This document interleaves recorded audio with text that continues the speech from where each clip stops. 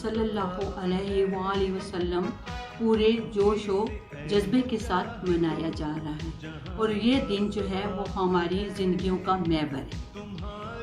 ساتھ ساتھ یوم دفاع پاکستان بھی منایا جا رہا ہے، جس کی ہمارے ملک اور قوم میں بڑی اہمیت کی حامل ہے، مگر ان دونوں دنوں کو ہم اسی ولولے اور جوش سے منانے کے ساتھ ساتھ ہمارے اندر میں، ہمارے دل میں جو پاکستان کے لوگ اور آزاد کشمیر کے لوگ جس سیلابی صورتحال سے گزر رہے ہیں اس کے لیے ہم بڑے اداس ہیں،